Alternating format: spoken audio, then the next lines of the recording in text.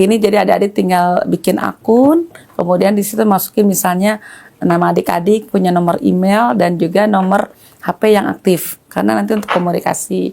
Setelah punya akun, adik-adik nanti tinggal masuk lagi, tinggal nanti misalnya untuk bidang paten, masukin di judul investnya adik-adik apa.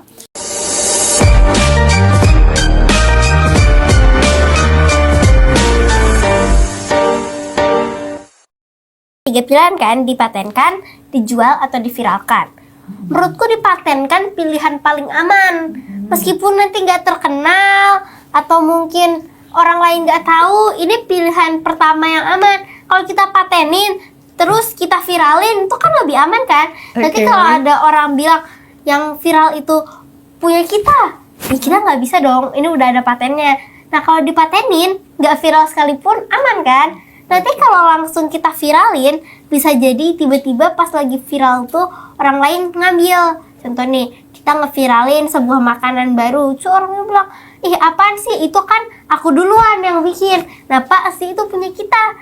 Orang itu bisa dengan mudahnya ngambil. Dia udah punya ide, langsung dia patenin. Kitanya belum. Nah kalau kita jual, karya kita jadi punya orang lain.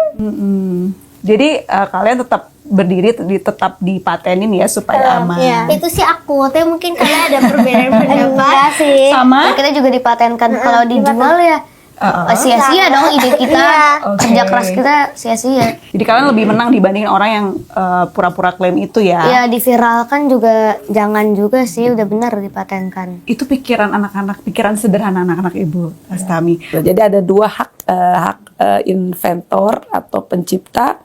Kemudian ada hak secara ekonomi. Ekonomi tadi, ya pilihan tadi ketiga adik-adik yang tadi apa bisa dijual tadi. Jadi adanya maaf yang pilihan kedua tadi kan patenkan dulu, kemudian yang kedua dijual kepada pihak lain. Jadi nanti ada adik kalau aplikasi ada mau pakai tadi gitu. Dapat hak ekonominya. Lebih besar ya Bu ya dibandingkan kita langsung viralkan nanti atau dijual langsung tanpa ada hak paten tersebut.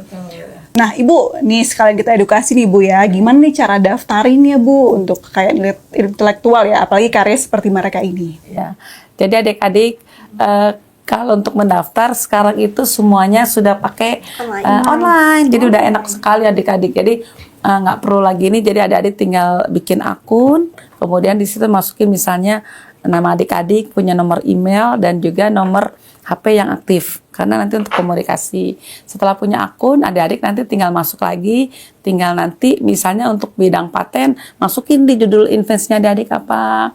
Kemudian nanti bikin ada deskripsi diunggah. Kemudian nanti kalau ada gambarnya pakai gambar. Kemudian setelah itu disubmit. Nanti setelah kalau adik-adik sudah lengkap, nanti baru deh tuh ada proses lanjutan dipublikasikan ke masyarakat. Terus nanti akan diperiksa oleh namanya pemeriksa paten. Jadi nanti kalau nanti sudah nanti kan oleh pemeriksa paten tadi akan dilihat dokumen pembanding paten-paten yang sebelumnya. Jadi mudah nanti kita ada kalau memang mesti nggak paham, adik-adik bisa dibantu oleh petugas di kami. Dan kami punya loket, bisa bertanya, ada loket pelayanan. Kalau mau bikin akun gimana, kalau mau daftar ini, karya saya ini apa, nanti dibimbing ya Bu ya. Dibimbing gitu, jadi nggak usah khawatir adik-adik ya. Jadi nanti setelah tadi diperiksa dibandingkan dengan teknologi sebenarnya dapatlah sertifikat namanya sertifikat paten granted. Kalau paten sederhana 10 tahun pelindungannya, kalau paten biasa ada 20 tahun deh. Bayangin. Tapi nggak mahal kan Bu ya? Nggak mahal. Gitu, prosesnya bisa cepat gitu ya? Ya kalau paten sederhana 6 bulan. 6 bulan. 6 bulan ya. Adik-adik ada yang mau ditanyain sama Ibu Direktur Paten? Semuanya sudah jelas Ibu, terima kasih ya. Sama-sama cantik. Kita lihat dulu nih ada polling. Ya, kalau kamu punya karya, mana yang lebih penting? Banyak yang suka atau banyak yang beli? Nah, saya mau tanya ke Medina dulu. Banyak yang suka atau banyak yang beli kalau kamu? Menurutku banyak yang suka, karena biasanya banyak yang suka itu banyak yang beli. Tapi kalau yang banyak yang beli belum tentu banyak yang suka. Kalau Naura, pilih yang mana? Saya juga banyak yang suka, bisa jadi yang banyak beli cuma buat ikut-ikutan doang, bisa jadi dia sebenarnya nggak suka. Kalau banyak yang suka, bener juga bisa jadi lebih banyak yang beli gitu. Oke, kalau Shana ada Kalau jawaban lain? aku sih, kalau karyanya udah dipatenin, aku mau biarkan orang lain beli. Tapi kalau karya belum dipatenin sih, mendingan suka aja, tapi nggak usah dibeli. Nah kalau udah dipatenin, menurutku mending lebih baik beli. Karena kalau suka doang, nggak dia beli, ya buat apa? Kita nggak ada untungnya gitu loh. Tapi kalau orang beli, kita dapat duit. Nah, karya kita dikenal banyak orang. Dan ya menggabungkan kedua-duanya, antara dikenal, banyak digunakan. Kalau proyek kita juga menyangkut tentang hidup manusia, contoh kayak ketahanan pangan ini, kan jadi banyak orang yang bisa mempraktekkan. Nah itu kan lebih bagus kan. Oke, Shana tadi nyebut-nyebut duit, emang kalian udah ngerti duit? Udah ngerti duit ya? Terus kalian mau dibisnisin segede apa sih ini idenya? Atau gimana, ada rencana apa? Untuk rencana mengenai duitnya, sebenarnya kami nggak ada rencana ya, karena ya ini kan Udah ada pikiran mau dibikinin biar untung nggak sih ini gitu? Ada pikiran itu? Pernah sih, Oh, tapi pernah. tapi kalau nggak tahu kalau mereka bertiga gimana. Apa yang di pikirannya Naura apa? Nggak apa-apa. Nggak apa-apa cerita. Cerita aja. Saya bukan kepikiran mau nanya kalau misalnya nih kita nih aplikasi kita udah masukin ke Play Store. Oke. Itu kalau misalnya banyak yang pakai dikasih duit gak? Harusnya gimana? Kalau kayak game kan kalau banyak yang download juga dapat ya kan? Oh, kalian udah mikir gitu ya kalau Naura ya? Kalau Medina ada pikiran gitu nggak sih? Ini ide kita bakalan mau kayak Facebook atau mau kayak Twitter atau kayak game-game yang udah ada gitu, atau dikembangin jadi game? Iya. Gimana?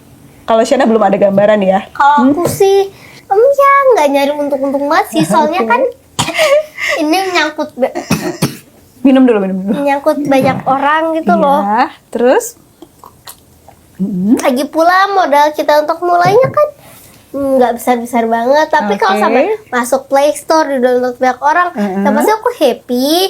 Terus ya berarti proyeknya bisa digunakan banyak orang, dan kalau emang bisa download terus dapat duit, ya seneng, lebih seneng lagi. Iya, bisa bermanfaat buat banyak orang ya. Oke, Ibu, lucu banget ya anak-anak. Ibu, kalau misalnya ada teman-teman lain di luar sana, tapi mereka ada keterbatasan untuk support riset mereka, mungkin Ibu, atau mungkin mereka butuh biaya untuk riset juga, perlindungan hukum dan lain-lain. Kira-kira dari Kementerian Direktorat sendiri, ada tidak sih proyek atau upaya untuk melindungi ini atau mungkin menyokong ini gitu? Jadi memang kalau terkait dengan support itu kami selalu support. Jadi artinya contohnya kami memiliki perbedaan biaya untuk yang kategori 1 dari tadi sekolah, perguruan tinggi, lembaga litbang dan UMKM. Jadi itu banyak mendapatkan istilahnya untuk pendaftaran itu harga khusus. Itu juga di setiap perguruan tinggi itu pemerintah juga sudah mulai dari dulu sudah sebenarnya udah lama juga sih dari itu memberikan seperti untuk biaya riset penelitian itu sudah dibantu dari universitas termasuk sampai pendaftarannya itu yang dilakukan oleh pemerintah Republik Indonesia. Jadi jangan khawatir adik-adik berkarya terus ya. Kita termasuk di ASEAN yang terbanyak. Terus untuk kategori middle income countries kita masuk juga 10 besar untuk merek kita. Nah, begitu juga paten, kita juga paten sederhana untuk negara, kan ada beberapa negara kriteria ya. Kalau negara-negara besar kita belum masuk, kan ada Cina, ada Jepang, ada Korea gitu kan.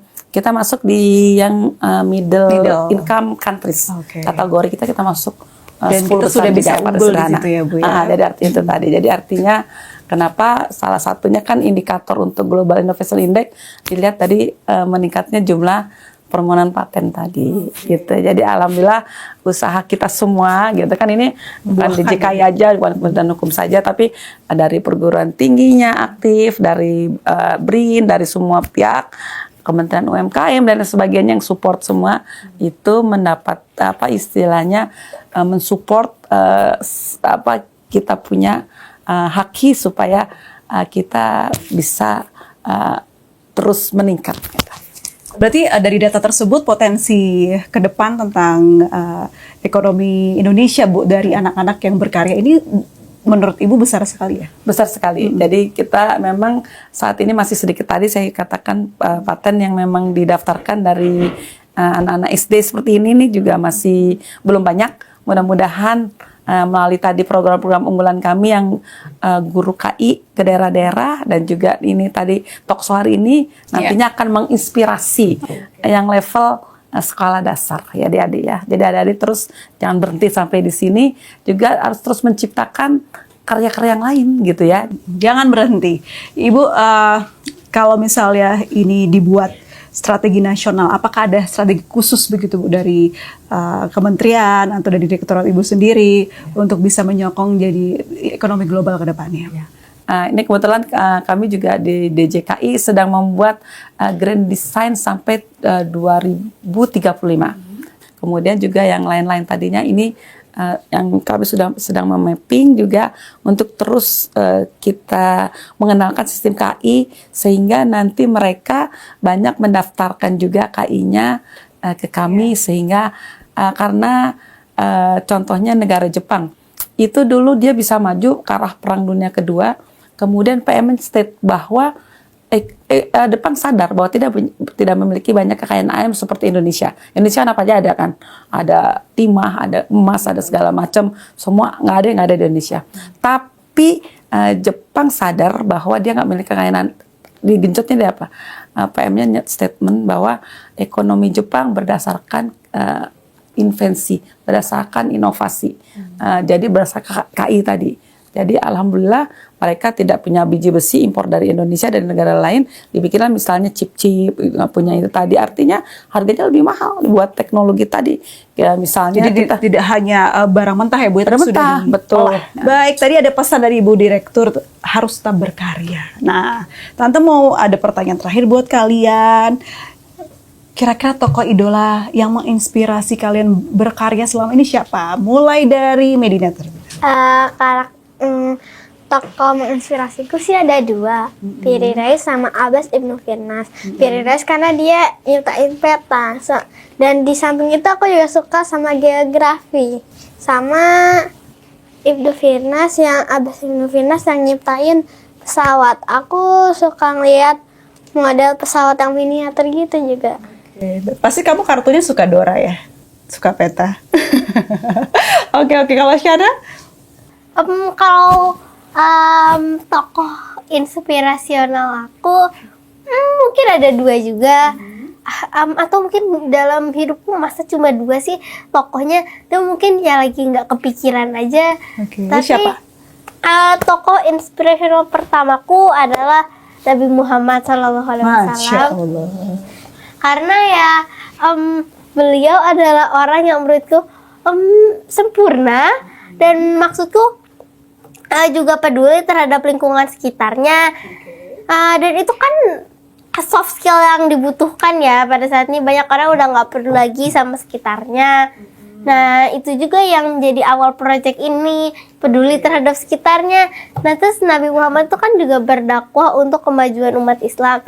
Nah itu juga menurutku something yang spesial, bagus banget menurut aku. Yang karena kedua siapa? Oh belum ya, oke. Karena ya menurutku menyebarkan sesuatu yang baik untuk kepentingan bersama. Nah terus yang kedua karena cita-citaku juga ingin menjadi penulis, aku suka banyak penulis seperti Terelie. Menurutku ceritanya seru. Terus ya aku suka sama genrenya. Terus menurutku Terelie itu juga penulis ya. Penulis yang apa? Yang imajinasinya tinggi gitu mungkin menurutku, dan cerita-cerita yang diangkatnya juga menarik itu kayak tsunami. Sudah giliran Naura. Sebenarnya sih seharusnya sih banyak, tapi ya lupa aja. Tapi yang paling suka sih B.J. Habibie. Kenapa? Dia Mau kan jadi pilot? enggak sih. Kenapa? Dia kan presiden ketiga kita. So, dia juga orang Indonesia pertama yang bikin pesawat, dan juga kepintaran dia aja diakui sama dunia gitu, Jessica. Ya, ya mudah-mudahan nanti Naura bisa jadi presiden juga seperti B.J. Habibie. Amin. Amin. Keren banget. Pantesan ya tokoh inspirasinya tuh nggak main-main Bu ya. Bagus-bagus semua yang mereka idolakan. Ibu terakhir boleh dong beri pesan atau ajakan kepada yang nonton tentang kekayaan intelektual. Jadi artinya kita harus terus berkarya. Kadang-kadang kan mungkin kita berpikir bahwa paten itu adalah sesuatu hal yang rumit dengan high teknologi, tapi sebenarnya kita bisa mulai dari hal-hal yang kecil yang ada di sekitar kita. Intinya yang bisa menyelesaikan masalah. Contoh dulu kita nggak nyangka bahwa post-it, ya kan, itu adalah bagian dari invensi juga. Karena dulu orang kalau mau tempel itu pasti rusak kan. Tapi ini inventornya itu dia meneliti. Sebenarnya disuruhnya sih sama perusahaannya lem yang super glue, super kuat. Tapi hasilnya gagal, jadi rem tidak kuat, sebaliknya. Tapi begitu dia aplikasikan ke kertas, kertasnya tidak rusak. Dan sampai sekarang, itu semua orang kita kerja pakai yang namanya post-it yang kuning itu deh, yang untuk disposisi itu kan. Jadi seperti contoh hal kecil tadi. Terus tahu nggak adik-adik, contoh lain yang sederhana, bahwa invensi itu tidak juga ditemukan harus yang IQ yang tinggi 200 kayak Pak Habibie tadi. Itu bisa dari siapa aja. Artinya siapapun kita bisa jadi inventor, bisa menemukan teknologi yang terkini, dan siapapun, anak-anak, laki, perempuan, dewasa. Boleh ya teman-teman semua tunjukin, adik-adik tunjukin piagam yang udah diraih nih dari ICIA dan juga WIPO. Piagamnya juga dong. Medalinya mana medalinya? Oke. Bisa lihat di situ. Nah, keren banget nih. Dapat, boleh Tante baca, the Titanium Award dan juga the Grand Award. Oke, keren sekali. Boleh tepuk tangan ya in studio. Hebat sekali ketiga adik kita ini. Dan juga School Children, WIPO School Children, ya, kemarin award. Kategori School Children ya Ibu ya. Kadang ada empat saja yang dikasihkan. Pertama kali untuk yang inventor, kemarin pemenangnya Ibu Titi dari perguruan tinggi. Terus yang kedua entrepreneurs, ini Ibu Helianti dengan merek Jafaranya. Kemudian cara kreativitas untuk kemarin Jumbo kebenaran. Wah, terus yang keempat ini untuk kategori anak-anak sekolah School Children tadi dimenangkan oleh. Mereka paling kecil ya Bu ya? Iya, paling kecil. Paling kecil, iya. Jadi ini yang kemarin dan diserahkan langsung oleh Dirjen WIPO. Bapak ada renteng ya adik-adik kemarin ya, dan juga Bapak Menteri Hukum ya. Jadi artinya, terus adik-adik bangga sekali nggak? Bangga ya. Sekali. Baik teman-teman semua, ini kita beri informasi juga kalau kalian mau daftar ya Bu ya, karena tadi sudah serba online. Kita akan munculkan nih pendaftaran IP online, ada QR code ke website resminya. Oke, nah di sini kita semua udah luar biasa banget ngobrol inspiratif dari anak-anak loh teman-teman semua. Tadi ada imajinasi yang sederhana bisa berbuah menjadi karya yang luar biasa bermanfaat untuk sekitarnya. Dan kita juga belajar ya adik-adik, kalau ide itu tidak hanya dibuat tapi juga harus dilindungi karena kita butuh ide itu untuk berkelanjutan dan juga berkembang. Terima kasih banyak untuk adik-adik sekalian, Medina, Shana, dan juga Naura. Juga Ibu, terima kasih banyak Ibu Direktur Paten, Bu Lestami. Itu luar biasa banget hari ini kita. Akhirnya saya akhiri podcast hari ini. Salam sehat semua, sampai jumpa. Sampai jumpa, dadah. Dadah. Sampai jumpa.